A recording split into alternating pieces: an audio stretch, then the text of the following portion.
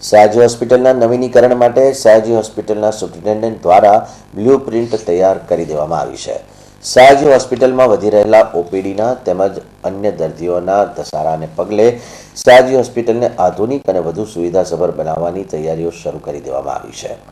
સયાજી હોસ્પિટલના superintendent doctor Rajiv દેવેશ્વરે આજરોજ સયાજી હોસ્પિટલના નવીનીકરણ અંગે પત્રકારોને માહિતી આપી।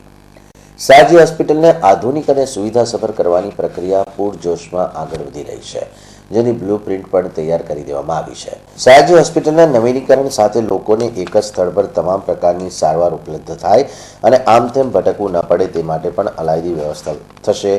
તે ઉપરાંત કાર્ડિયાક સારવાર માટે અમેરિકાના તબીબો સાથે વાતચીત ચાલી રહી છે, તેવું પણ ડોક્ટર રાજીવ દેવેશ્વરે જણાવ્યું। હવે આને બધાને આધુનિકરણ કરવા માટે આ બધા વોર્ડ અને જૂના જે બિલ્ડિંગ્સ છે એ ડિમોલિશ કરીને એની જગ્યાએ નવું આપણે એસએસજી માટે બિલ્ડિંગ્સ બનાવવાના છે, જે 6 થી 7 માળાના આશરે બિલ્ડિંગ હશે અને એમાં એક જ બિલ્ડિંગમાં બધી સુવિધાઓ આપણને મળી રહેશે। જેવી રીતે કે આપણે ડાયગ્નોસ્ટિકનું એક સેન્ટર હશે, એટલે બધા જાતના બ્લડ ટેસ્ટ હોય, યુરિન ટેસ્ટ હોય, એ બધા ટેસ્ટ એક જ બિલ્ડિંગની અંદર થઈ જાય એવી આપણે આયોજન કરેલું છે। એવી રીતે આપણે પાસે ક્લિનિકલનું બ્લોક હશે, જેની અંદર બધા જે ડિપાર્ટમેન્ટ્સ છે એની જે વધારાની પથારી છે એની અંદર હશે અને એ ડિપાર્ટમેન્ટના બધા ખાટલા અને એમાં રહેશે અને એમાં દર્દીઓને સેવા આપવામાં આવશે। કયા કયા વિભાગોને તોડીને બીજું નવા બનાવવા? આપણે જેવી રીતે જોઈએ તો આપણે મેડિસિનના જૂના વોર્ડ છે, વોર્ડ 1, 2, 3, 4, 5, 6, 7, આ જ્યાં આપણે બેઠા છે સુપ્રિન્ટેન્ડન્ટ ઓફિસ છે, એની બાજુમાં લિનન ઓફિસ છે, એની બાજુમાં સેન્ટર ઇન્સ્પેક્ટરની ઓફિસ છે। પહેલા ફેઝની અંદર આ બધા તોડીને આની જગ્યાએ multi story high rise building આવવાના છે।